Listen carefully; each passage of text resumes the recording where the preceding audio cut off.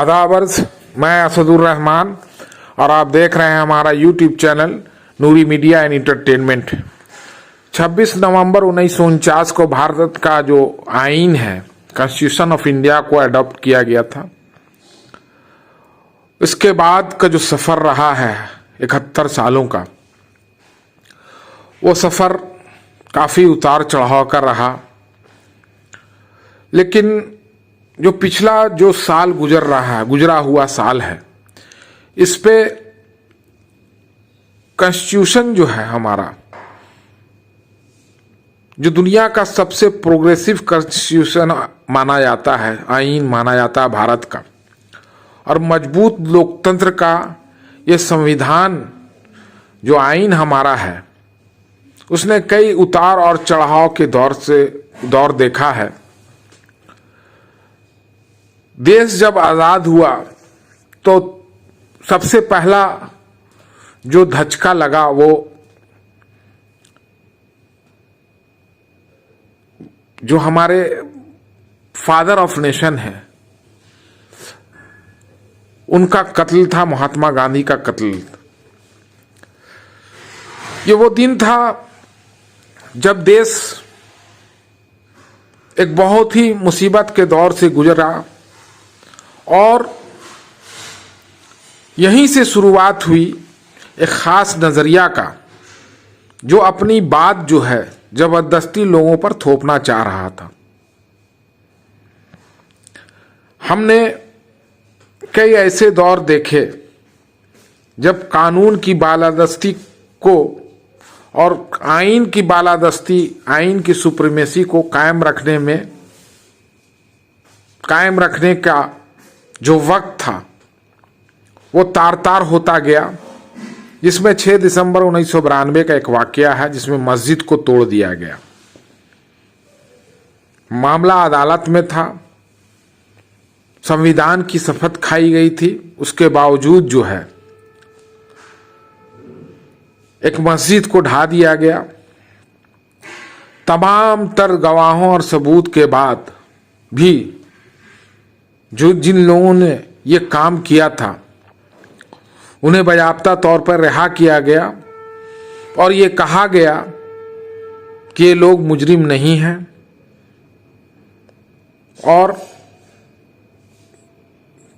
इन लोगों ने कोई साजिश नहीं रची, कोई जुर्म नहीं किया। जबकि जो लोग इसमें शामिल थे उन्होंने बड़े फक्रिया अंदाज में कहा कि वो इसमें शामिल थे। हाल के दिनों में हमने देखा कि जो हमारा देश है वो मेजोरिटेरियन फॉर्म ऑफ गवर्नेंस की तरफ बढ़ रहा है, यानी मेजोरिटी जिसकी है वो अपने मन के मुताबिक कानून बना रहा है। भारत 130 करोड़ लोगों का देश माना जाता है और यही इसकी खूबसूरती है। तमाम तर डिफरेंसेस के बावजूद भी हम एक हैं और एक मजबूत देश बनाना हमारा मकसद है। आपने देखा होगा कि ट्रिपल तलाक पर कानून बनाया गया और जो इसके स्टेक होल्डर्स हैं, all India Muslim personal law board और अदर जो स्टेक होल्डर्स हैं, जो पार्टीज हैं, उनकी राय नहीं ली गई। वो लोग जब भी कोई कानून बनाया जाता है तो उसमें तमाम लोगों को कॉन्फिडेंस में लिया जाता है, लेकिन मौजूदा जो सरकार है, जो मेजॉरिटी में है, उसने ये कानून बनाया और एक ऐसा मामला जो जुर्म नहीं था, सिविल मामला था, उसको आप क्रिमिनल एक्ट बना दिया और उसमें भी थर्ड पार्टी इंटरवेंशन, तीसरे लोगों की मुदाखलत उसमें सही माना गया। ये चीजें ऐसी हैं जो कानून नाफिज करने वाली जो लॉ इन्फोर्सिंग एजेंसीज हैं हमारे, उनको ये हक बनता है कि वो कहीं कानून को तोड़ा जा रहा है तो वो इसमें पहल करें और कानून की बालादस्ती कायम करें, और जिन लोगों ने जुर्म किया है उनको सजा दिलाई जाए। सजा दिलाने का काम अदालत को, सजा देने का काम अदालत को है। लेकिन ऐसा देखा जा रहा है कि लोग कानून को अपने हाथ में ले रहे हैं और गवर्नमेंट के पैरेलल में कुछ राइट विंग्स जो जमायतें हमारी हैं, वो गवर्नमेंट के पैरेलल में एक अपनी हुकूमत चला रहे हैं। सीए, एनआरसी, एनपीआर जो कानून लाया गया, इसको लेकर के पूरे मुल्क में लोगों ने एहतजाज किया, और ये कानून इतनी जल्दबाजी में लाया गया, महज 2 दिन 3 दिन में दोनों हाउसेस से पास करा दिए गए। लोगों को इस पर एतराज था।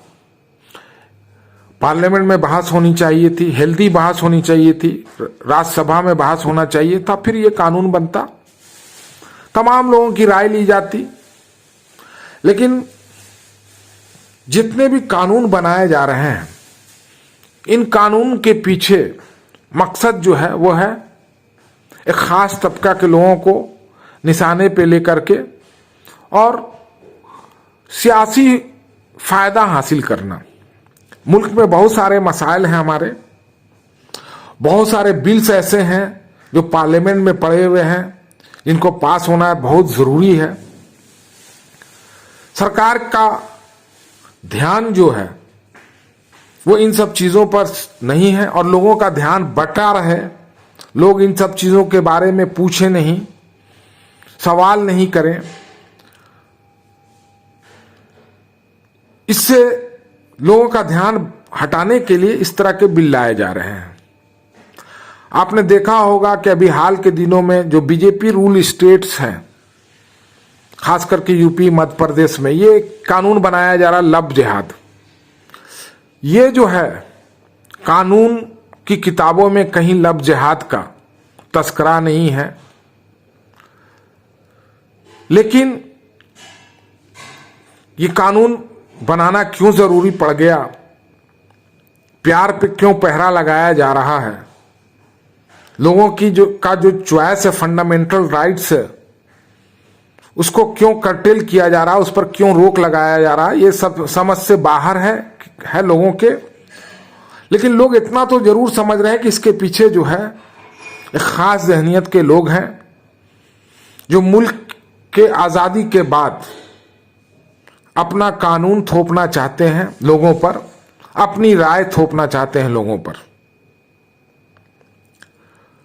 लव जिहाद को लेकर के जिस तरह के कानून लाए जा रहे हैं, उससे ऐसा लगता है कि जो फंडामेंटल फ्रीडम ऑफ चॉइस का जो मामला है, लोगों को अपने तौर पर रहने का, खाने का, पहनने का, जीने का जो हक है, शादी ब्याह करने का जो हक है, उस पर रोक लगाने का ये एक कदम माना जा रहा है। लोग इसे मानते हैं, कानून के जानकार ये मान रहे हैं कि ये आर्टिकल 21 का वायलेशन होगा इससे।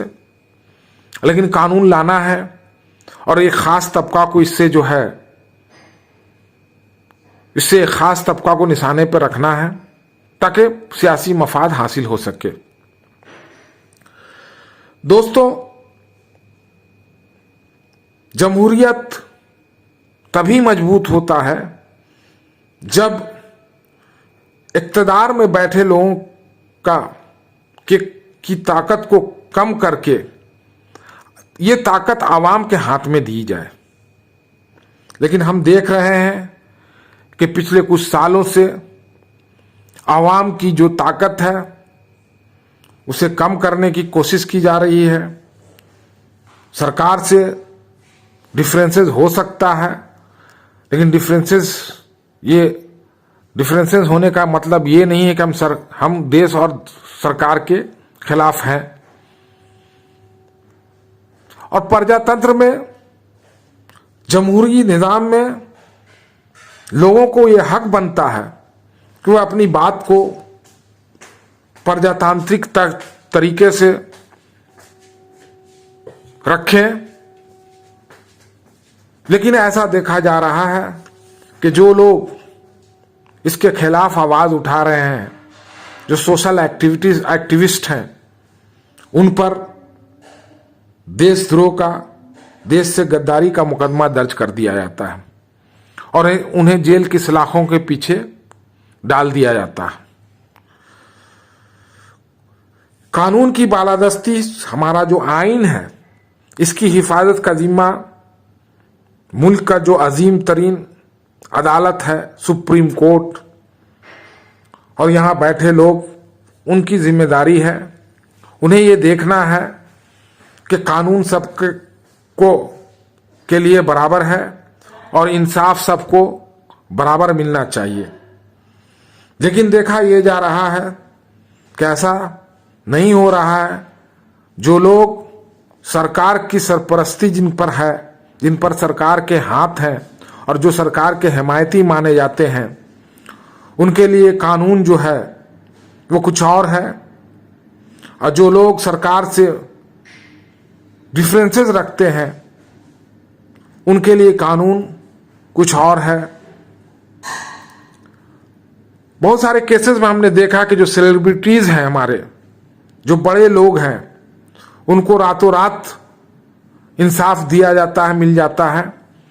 लेकिन आम लोग इंसाफ के लिए महीनों, सालों और कई सालों तक उनको इंतजार करना पड़ रहा है। भारत का जो संविधान है, इसकी बालादस्ती कायम रहे, इसकी सुपरमेसी कायम रहे, देश का हर नागरिक ये चाहता है, तभी जाकर के हमारा ये जमहूरी निज़ाम जो है मजबूत माना जाएगा। दोस्तों, आपको हमारा ये एपिसोड कैसा लगा? हमारे इस चैनल को सब्सक्राइब करना ना भूलें, ज़्यादा से ज़्यादा शेयर करें अपने दोस्तों में, अपने जानने वालों में, और बेल आइकन का बटन भी दबाएं। बहुत बहुत शुक्रिया।